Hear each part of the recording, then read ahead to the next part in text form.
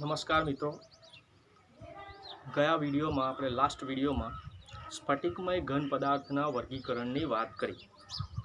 ધોરણ 12 સાયન્સના પ્રથમ સેમેસ્ટરના પ્રથમ ચેપ્ટર ઘન અવસ્થામાં હવે આપણે એકમ કોષ અને સ્ફટિક લેટિસની વાત કરીશું.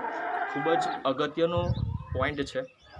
આ પોઈન્ટ સમજવાથી ખરેખર ઘન પદાર્થમાં જે ગોળાઓ ગોઠવાયેલા હોય છે, જેને આપણે અણુ પરમાણુ કે આયન સ્વરૂપે એક નાના ઘટક પણ કહીએ છીએ, એ કેવી રીતે ગોઠવાય છે એની રચના આ ટૉપિકમાં આપણને સારી રીતે સમજ પડે એમ છે. તો અહીંયા આપણે એકમ કોષ અને સ્ફટિક લેટિસ એ પોઈન્ટ સમજવા માટે આપણે આગળ NaClની સ્ફટિક રચના જોઈ હતી, જે કંઈક આવી હતી.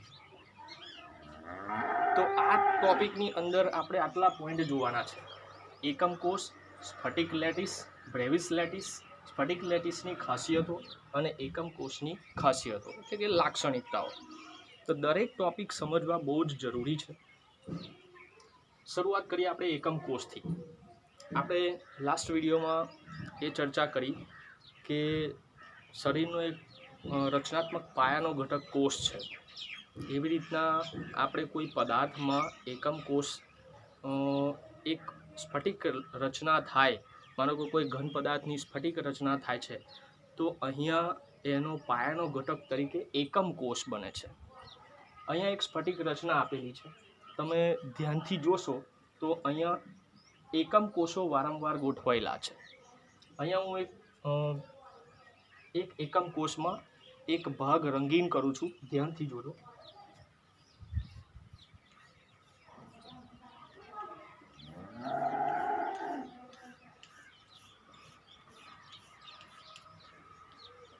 આ એક ભાગ જે મેં ઘાટો કર્યો છે,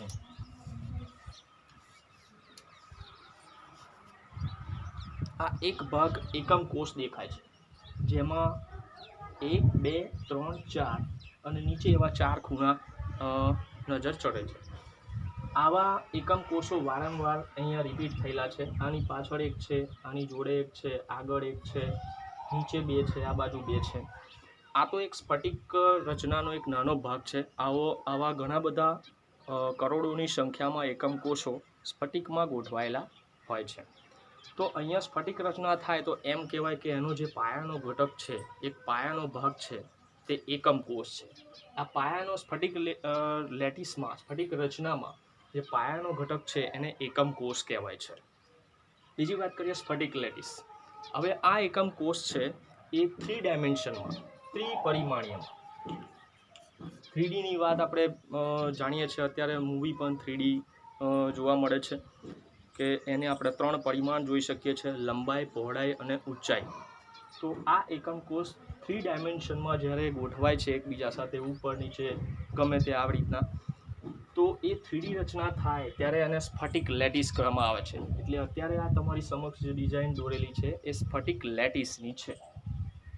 બ્રેવિસ લેટિસ. તો એકમ કોષની 3D રચના થાય, ત્રિપરિમાણીય રચના થાય ત્યારે આ એકમ કોષ નિયમિત રીતે ગોઠવાય છે, વારંવાર પુનરાવર્તિત થાય છે. ત્યારે દરેક એકમ કોષ, અહીંયાથી હું એક એકમ કોષ અલગ રીતના દોરું છું.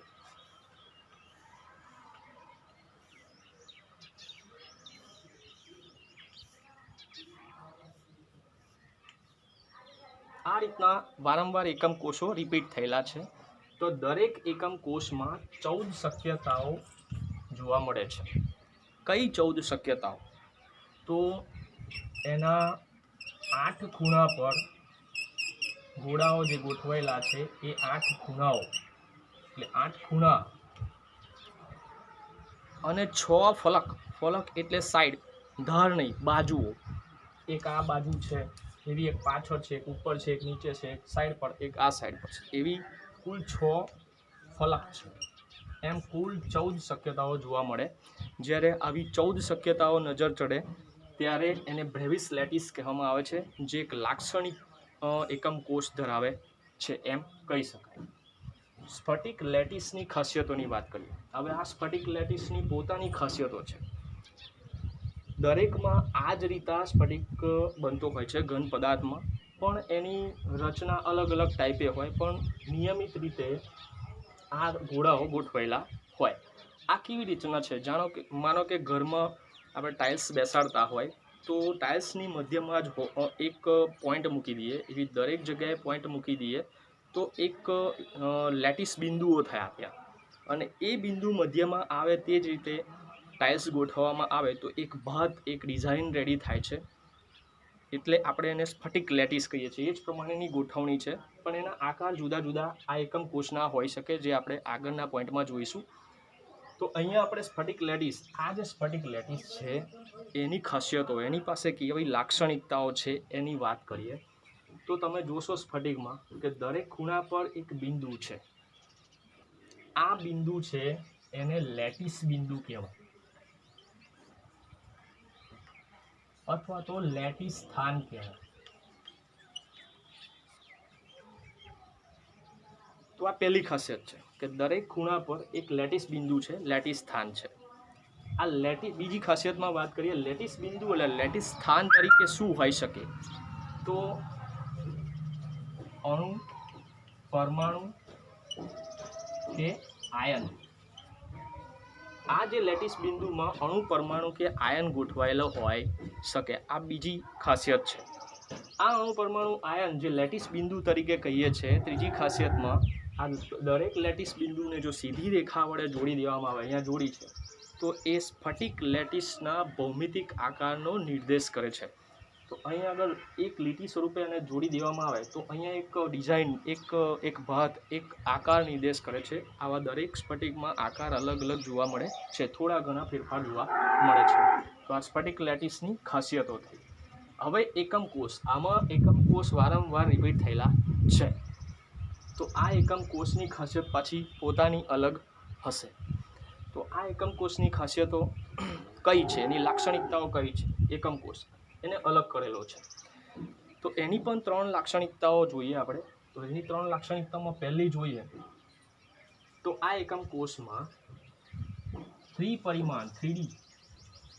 ત્રિપરિમાણીયમાં 3 પરિમાણો, જેને આપણે એક્સ, વાય અને ઝેડ અક્ષ કહીએ છીએ, એ જોવા મળે છે, જેને આપણે ધાર એ, બી અને સી વડે દર્શાવીશું.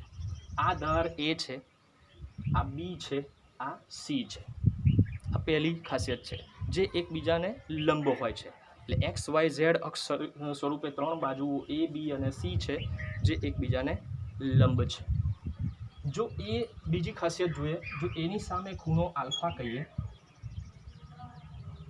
બીની સામે ખૂણો બીટા કહીએ, સીની સામે ગામા હોય, તો અહીંયા બીજા 3 પ્રાંચલો, 3 પરિમાણો જોવા મળે છે ખૂણા સ્વરૂપે. બી અને સી જે બાજુઓ છે એની વચ્ચેનો ખૂણો આલ્ફા, એ અને સી વચ્ચેનો ખૂણો બીટા, અને એ અને બી વચ્ચેનો ખૂણો ગામા છે. તો આ બીજી ખાસિયત છે. અને ત્રીજી ખાસિયત જોઈએ તો આ એકમ કોષમાં કુલ 6 પ્રાંચલો જોવા મળ્યા. કયા 6? તો 3 બાજુઓ એ, બી, સી અને 3 ખૂણા આલ્ફા, બીટા, ગામા. જે આવા 6 પ્રાંચલો 6 પરિમાણથી જોડાયેલા હોય, 6 પેરામીટર્સથી જોડાયેલા હોય, તો એવા એકમ કોષને લાક્ષણિક એકમ કોષ કહેવામાં આવે છે. હવે આ એકમ કોષના આપણે પ્રકાર જોઈશું.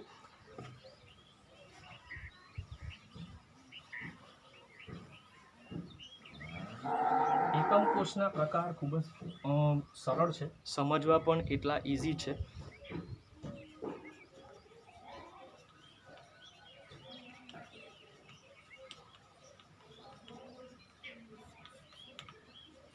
તો આપણે જોયું કે સ્ફટિક લેટિસમાં પાયાના ઘટક તરીકે એકમ કોષ છે. તો આ એકમ કોષના પ્રકાર કયા કયા છે? તો મુખ્ય એના 2 પ્રકાર છે.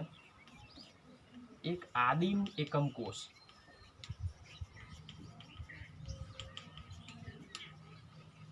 અને બીજો છે કેન્દ્રિત એકમ કોષ.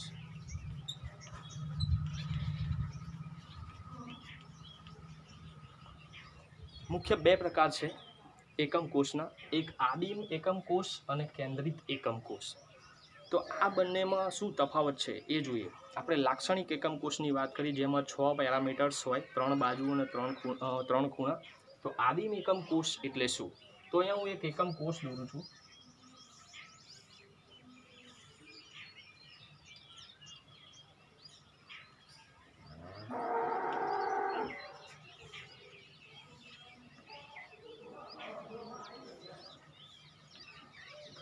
અહીંયા મેં એક એકમ કોષ દોર્યો છે।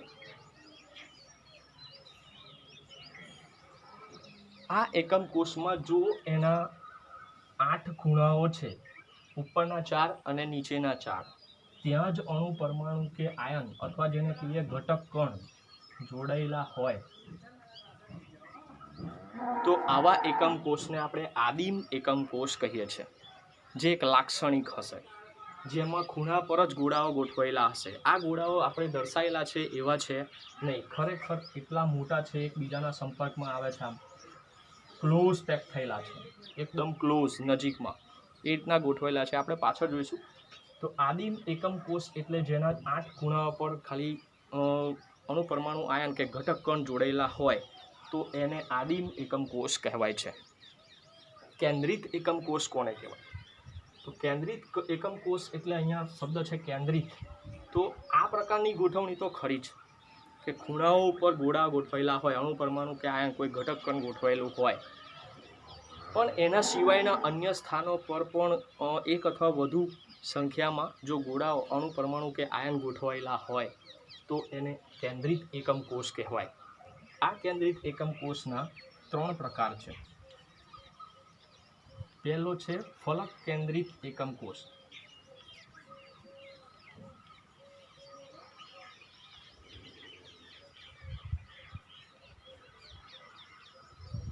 બીજો છે અંતઃકેન્દ્રિત,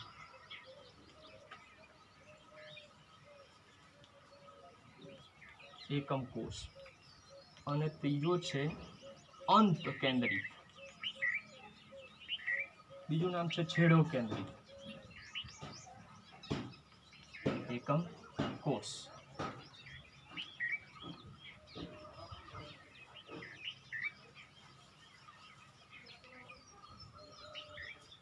આ 3 પ્રકાર કેન્દ્રિત એકમ કોષ છે। આમાં આપણે જોયું કે ખૂણા પર જ ગોળા ગોઠવાયેલા છે। અહીંયા કેન્દ્રિત એકમ કોષ તો ખૂણા પર તો ખરા જ, સાથે એક અથવા વધુ સંખ્યામાં કોઈ અન્ય સ્થાને પણ એ કેન્દ્રિત થયેલા હોય। તો ફલક કેન્દ્રિત એકમ કોષ, ફલક કોને કહેવાય? તો એકમ કોષ એક અહીંયા દોરીએ,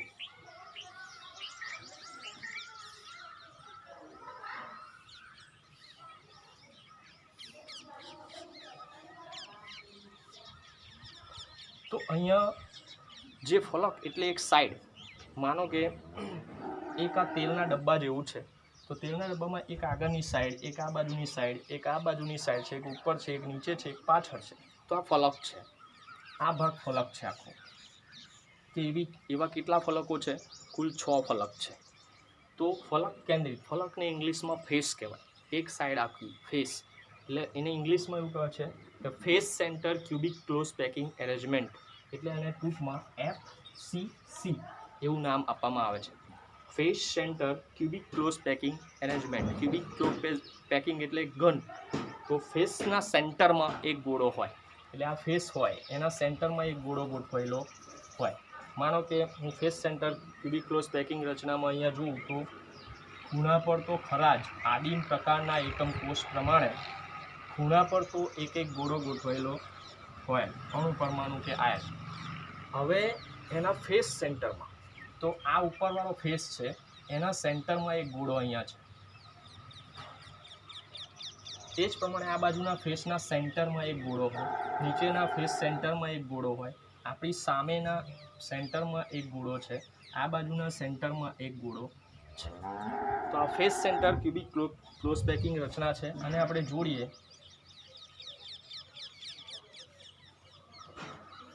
ત્રિકોણના રીતે આ ગોળાને બંને બાજુએ જોડી દઈશું તો એક અલગ પ્રકારની રચના જોવા મળશે।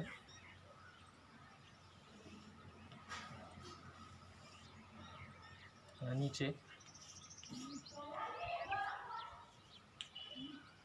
તો દરેક સાઈડ, દરેક જે બાજુ છે, દરેક એક ફેસ છે એના સેન્ટરમાં એક ગોળો ગોઠવાયેલો હોય તો એને face centre cubic close packing arrangement એટલે FCC ફલક કેન્દ્રિત એકમ કોષ કહે છે। બીજું જોઈએ અંત કેન્દ્રિત એકમ કોષ, અંતઃકેન્દ્રિત। અંતઃકેન્દ્રિત એટલે શું? તો અહીંયા બીજો એક એકમ કોષ દોરીએ છે,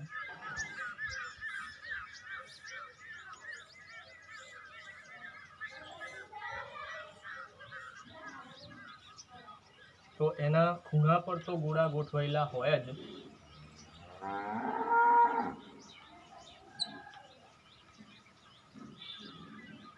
હવે નામ છે અંતઃકેન્દ્રિત. અંતઃકેન્દ્રિત એટલે આખા એકમ કોષના સેન્ટરમાં વચ્ચે વચ્ચ, માનો કે એક તેલના ડબ્બામાં વચ્ચે વચ્ચ ગોળો મૂકેલો હોય એ પ્રમાણે. તો અહીંયા સેન્ટર આ લઉં છું અંદર, વચ્ચે વચ્ચ સેન્ટર છે, વચ્ચે વચ્ચ સેન્ટરમાં એક ગોળો અંદર પેક થયેલો હોય. અને હું સામસામેના ખૂણામાં વિકર્ણ રીતે જોડી દઈએ.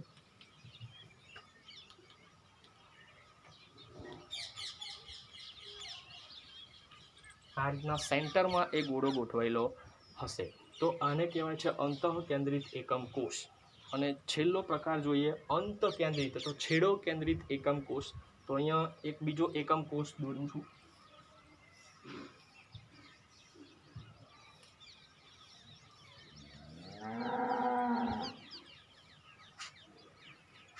તો આ એકમ કોષ અંતકેન્દ્રિત.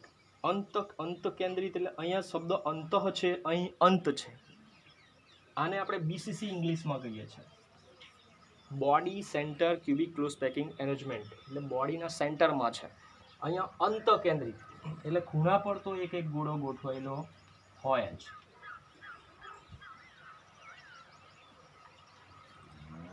હવે જે 6 બાજુઓ ગણી આપણે, ફેસ ગણ્યા 6 ફેસ, એ 6 ફેસમાં સામે સામેની બાજુના સેન્ટરમાં એક એક ગોળો ગોઠવાયેલો હોય.